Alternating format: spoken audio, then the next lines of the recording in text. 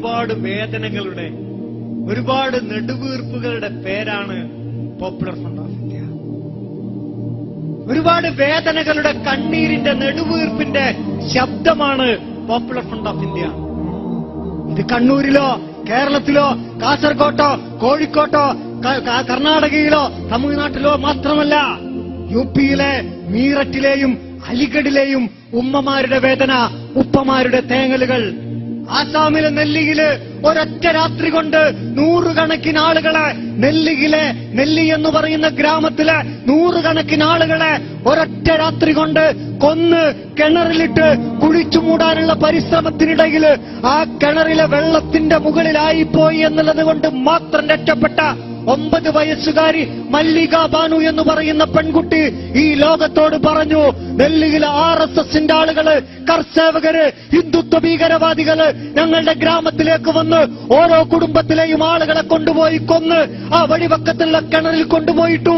കിണറിന്റെ മുകളില് വെള്ളത്തിന്റെ മുകളിലായിപ്പോയത് കൊണ്ട് മാത്രം ഞാൻ രക്ഷപ്പെട്ടതാണ് എന്ന് നെല്ലിയിലെ പാവപ്പെട്ട മല്ലിക ബാനു എന്ന് പറയുന്ന പെൺകുട്ടി പറയുമ്പോ, ഇത് ഞങ്ങൾക്ക് ആളാവാൻ ഉണ്ടാക്കിയതല്ല, ഇത് ഞങ്ങൾക്ക് സുഖവാസ കേന്ദ്രങ്ങൾ സ്വപ്നം കണ്ടുണ്ടാക്കിയതല്ല, ഞങ്ങൾക്ക് AC രമ്യ ഹർമ്മങ്ങൾ സ്വപ്നം കണ്ടുണ്ടാക്കിയതല്ല, ഞങ്ങളുടെ സ്വപ്നങ്ങളിൽ രാജ്യം കെട്ടിപ്പടുക്കാൻ ഉണ്ടാക്കിയതാ.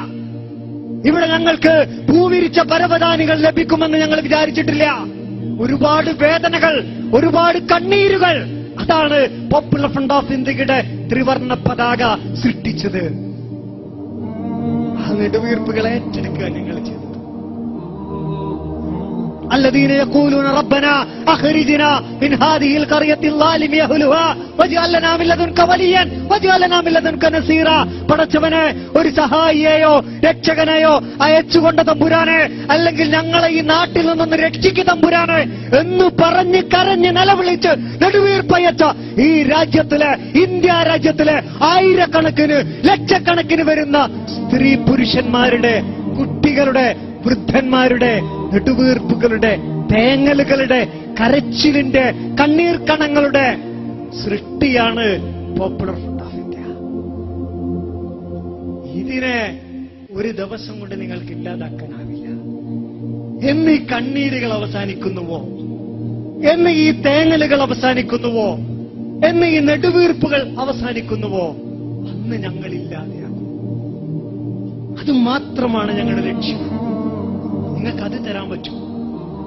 അടിച്ചമർത്തിയിട്ട് ഇതിലില്ലാതാക്കാൻ നോക്കരുത്.